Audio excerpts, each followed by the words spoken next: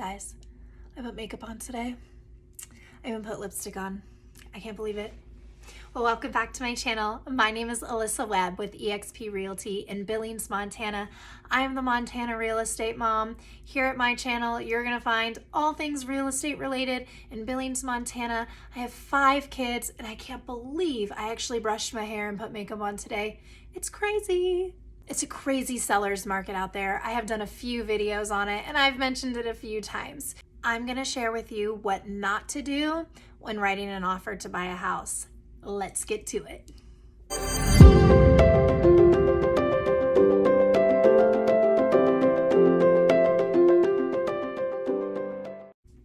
First things first, that purchase price. The demand out there is so high and the inventory is really low. There could be so many buyers looking at one house. You might be one of like 20 showings in one day. You really never know. So when it comes to purchase price, be ready and willing to at least write a full price offer. Now, when I'm representing my buyers, I always want them to get the best deal. And in a different kind of market, maybe more of a buyer's market, there might be an opportunity to bring in that term lowball offer. But in this kind of market, that is just not going to fly. A lowball offer under asking price is not going to compete with other offers.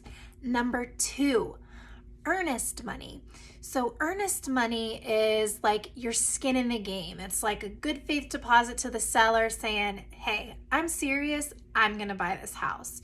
The more earnest money that you put down, the better. So I would say typical plan on about 1% of the purchase price, but if you could go above 1%, that would be great. Now, earnest money, I've talked about this in other videos. It is refundable to you and it does get applied towards the total purchase price. Closing costs.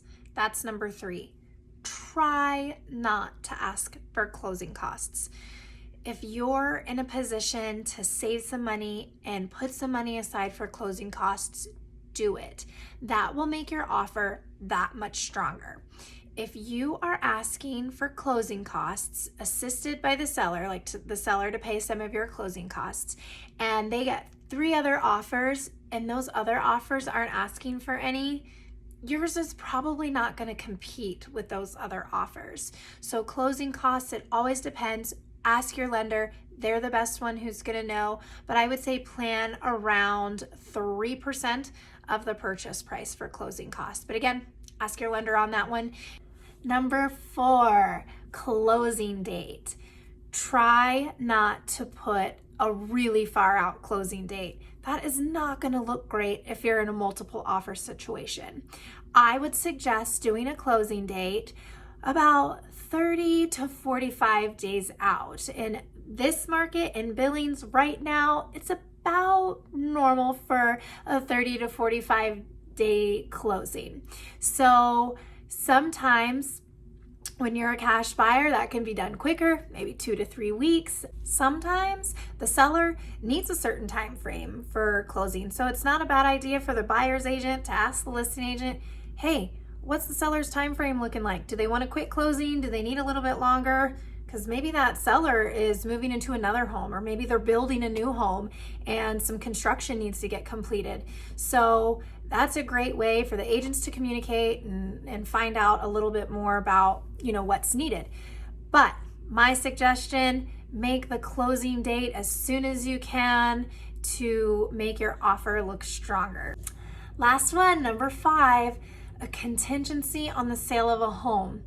That does not look great in an offer in the current market that we're in. So basically what I'm talking about is if you're going to offer on a home to purchase it, but you currently own a home and you need to sell your current home to buy the new one, that is called a home sale contingency.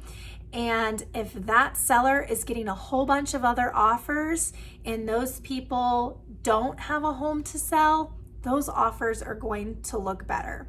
So I know this is kind of tricky because you don't want to be in a situation where you have multiple mortgages. So always ask your agent for advice how to match up those closing dates if you do have a home to sell. And that means you can also take advantage of the market by selling your home. So always get your agent's advice when it comes to a home sale contingency. All right, there you have it. 5 things of what not to do when writing an offer, because you want to make sure that your offer looks good amongst all the others. If you have any questions about anything real estate related in and around the Billings area, feel free to contact me at this information right here. You can reach me directly. Also, make sure that you subscribe to my channel so you can stay tuned for all things real estate related in Billings. Until next time, bye.